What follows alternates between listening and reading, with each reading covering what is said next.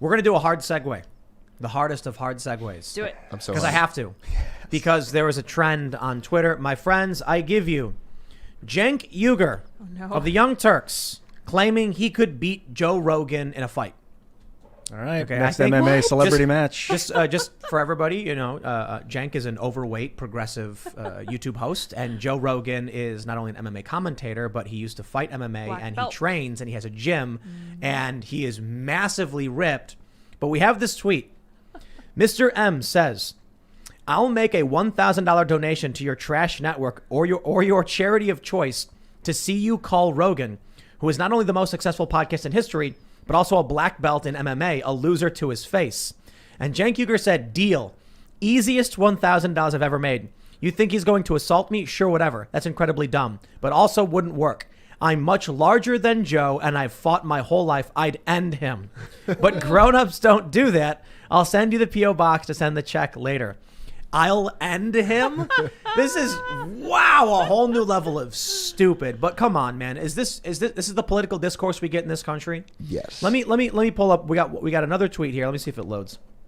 Cenk Uygur says, "If Joe Rogan believes the government is violating your bodily autonomy, that the government violating your bodily autonomy is tyranny, then he must be furious about anti-choice Christian mullahs in his country.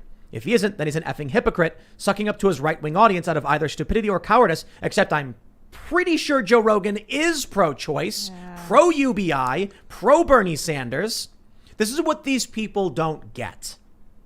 Cenk Uygur is plastic. He represents the non-player character that dominates our political discourse. I, for instance, pro-choice. Vax mandates are wrong because it's a liberty-minded approach, not a traditional value-minded approach. But Cenk doesn't know or care. And so the parent factions, the Democrats and the Republicans, now the Republicans mostly not so much because Trump really just splattered that whole party, changing it very different nowadays. But the establishment Democrats only seem to recognize dichotomies. So Cenk Uygur goes on his show and says, either you agree with us, you're on our side, or no matter what else, you're wrong. Even if what you're saying is scientifically true or factually correct, doesn't matter. And so they'll come out and what's the point of this tweet? Cenk, did you just watch Joe Rogan's podcast? Well, this is the point of the tweet. Do we talk about it on TV? Yeah. But good. I understand that and I'm fine with it. You know why?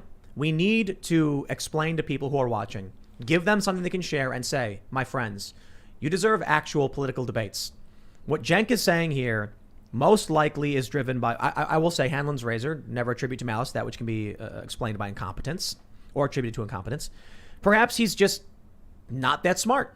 However, Cenk Uygur runs a multi-million-dollar network that's massive, and you need to have abilities and passion and drive to do something like that. So that says to me, Cenk knows he's misleading his audience. He knows he's pushing trash to fill their minds with garbage that will not move this country forward. Rogan's a black belt in jiu-jitsu, I believe. Yeah, I think so. I know he's a kickboxer. I don't know if he practices, but I mean, I think Cenk just doesn't understand that if he's really being serious here. Okay. It sounds like he's like a high school athlete who's like in their 30s or 40s and is a little overweight and still talks about how badass they are. Yeah.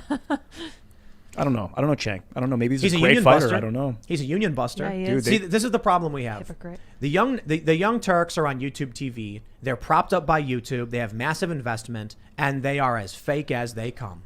They are as fake. I used to love him, man. And then in the 2007, 2006, they were like speaking out against the war in Iraq. He was revolutionary in a good way. It's not even.